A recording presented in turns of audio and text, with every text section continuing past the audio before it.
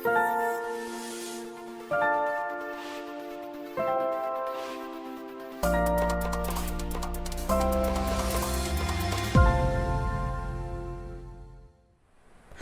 everybody, this is Lara with your end of the week video for US oil for the trading week ending Friday 21st of May.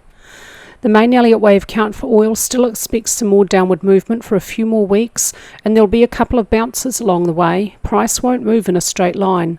The target zone is now 54.86 to 55.94. If that target zone is met and the structure is incomplete or price just keeps falling, then the next target is 46.76. I have an alternate wave count that expects the upward trend may have already resumed, but it has a lower probability. And I have changed my wave counts a little bit this week. At the monthly chart level, all of my wave counts see a big supercycle degree second wave correction over at this very important low for oil, and from this high to this low, this structure subdivides as a double zigzag, and it's not possible to see it as a 5-wave motive structure, so it's an Elliott Wave corrective structure, which means at the quarterly chart level this is a counter trend movement, which means that oil should still be in a bull market. Well, the bull market for oil should have resumed back down here. If this is a second wave where it ends, then this is where a third wave starts, and supercycle 3 must move far enough above the end of supercycle 1 to allow supercycle 4 to then unfold and remain above wave 1 price territory. What that all means is I don't have a target for you for this Elliott Wave third wave, but it is substantially above the end of the first. When I know where cycle waves 3 and 4 have ended and cycle 5 has begun, I will apply Fibonacci ratios between 1, 3 and 5 to calculate that final target for you. Let's take a look at the first weekly chart where this low down here is this point down here, and this week I've moved the degree of labeling here down 1 degree. It just didn't really look right as cycle waves 1 and 2, and so for this wave count I expect that cycle wave 1 is incomplete and it'll at its end last a few years. Within it, primary 1 may be over here, primary 2 a zigzag over here, and primary 3 beginning. I am expecting that primary wave 3 will extend and exhibit a common Fibonacci ratio to primary 1 at 1.618. That target is at 87.90. When primary 3 is over, then primary 4 should unfold, must remain above wave 1 price territory, and then a final fifth wave up for primary 5. When I know where primary 4 has ended, I can apply Fibonacci ratios between primary waves 1, 3 and 5 to calculate the target for cycle wave 1 for you. I can't do that yet.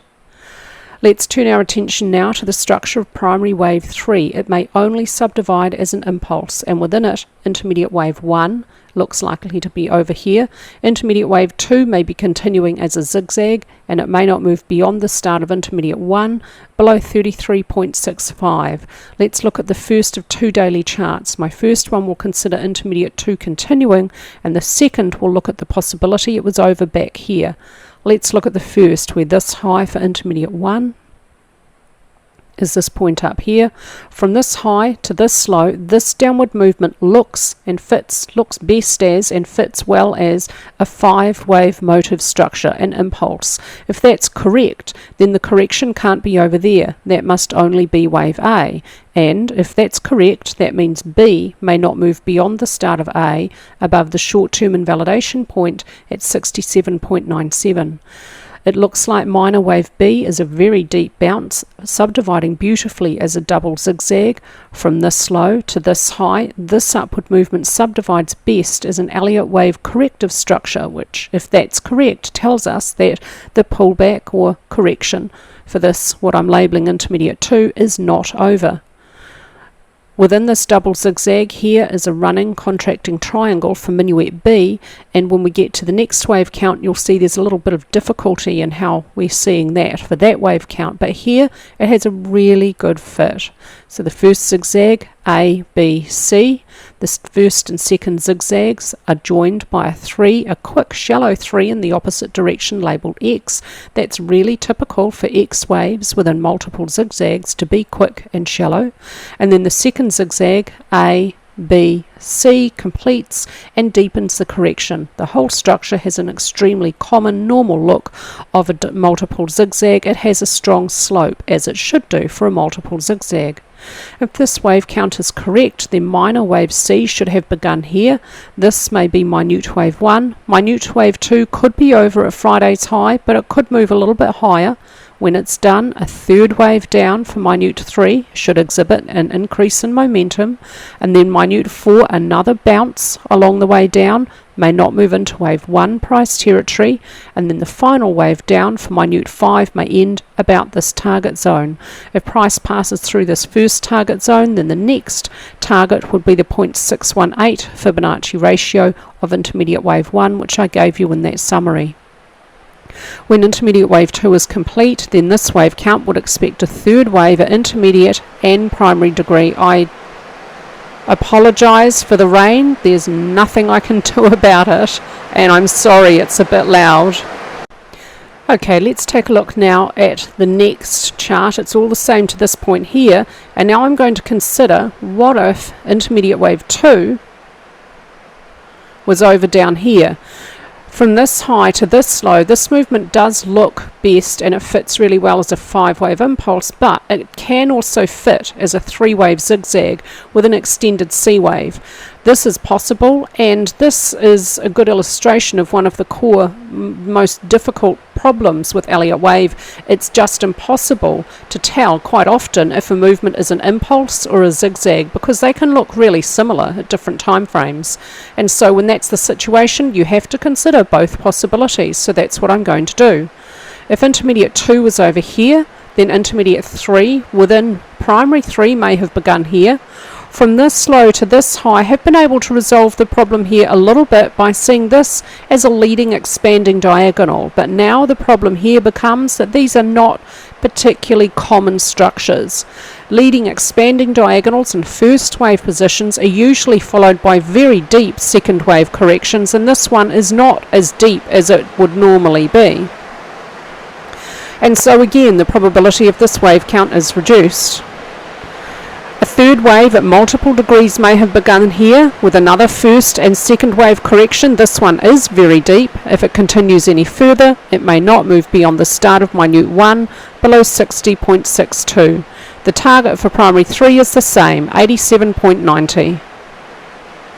At the weekly chart level, this wave count is the same as my first weekly chart up to this low here of primary 2, and now instead of intermediate 1 within primary 3 being over at this last high, what if primary 3 was over there? If it was, it's just slightly longer than primary wave 1. They have a relationship of equality. Primary 4 may have begun here and may be continuing further as a zigzag, A, B, C, or it could be over here as a quicker zigzag. Both ideas in the daily chart would look exactly the same as my first 2 daily charts, just everything would be up 1 degree. This idea on the daily chart sees primary wave 4 continuing as a zigzag, A, B, C. The target's the same, 54.86 to 56.30. The invalidation point is a little different for this wave count. Primary 4 may not move into primary 1 price territory below 43.77. If intermediate B continues any higher, if I've got A correctly labelled as a 5, then B may not move beyond the start of A above 67.97. This wave count also expects downward movement next week is most likely. If this target is to be met though, the Elliott channel would not provide support. The fourth wave would end outside the channel. That's okay, fourth waves aren't always contained within those channels. Okay, classic technical analysis now. At the weekly chart level this week, a bearish engulfing candlestick pattern completes. It doesn't have push from volume. Price essentially fell of its own weight this week. That's a really shorthand way of saying price is falling due to a lack of activity from buyers rather than pressure from sellers. But that's okay because that can continue for quite a long time. Downward movement doesn't need push from volume to be sustainable. We do have a good bearish engulfing candlestick pattern here though. ADX is slightly declining this week, indicating no clear trend. ATR is flat as price moves sideways. On balance, volume is constrained, no signal this week here. RSI neutral, room for that upward trend to continue, and if ADX increases again, it would again indicate an upward trend, but for now, no clear trend is indicated. And stochastics neutral. This is a pretty neutral chart, but for the short term, the bearish engulfing candlestick pattern supports my wave counts that expect more downward movement next week.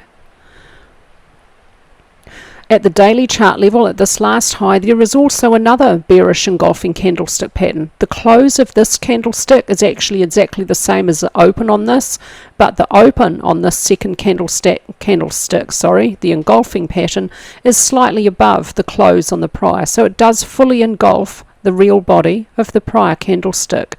This is a bearish candlestick pattern, and it has some support from volume compared to the prior two upward sessions. So this is actually quite bearish, and these two downward sessions support the Elliott Wave counts. Not shown in this chart because it was prepared prior to market close, is a green candlestick for Friday. ADX is indicating a downward trend. It's slightly increasing. The negative DX line is above the positive, but it's been pretty low for a while, and it would be clearer if ADX had a clearer increase here. ATR is increasing as price moves lower, so there's pressure, more pressure from bears for downward movement, so that's bearish. On balance, volume broke above resistance, tested support, it's come back down again to the support line, which has reasonable technical significance. This may halt a fall in price, but if on balance volume moves again below that line, the significance of that line would be further weakened, and that would be a bearish signal, but it hasn't happened yet. RSI is in neutral territory, plenty of room for price to continue lower before ADX reaches extreme and RSI reaches oversold. Stochastics also in neutral territory. I would look out actually for this if downward movement does continue as I expect. If stochastics reaches oversold, I would then expect possibly we have a low in place. That may happen in a couple of weeks depending on how price behaves. And MACD is bearish. That's all from me this week with your oil analysis. I hope all of our members are having a fabulous weekend.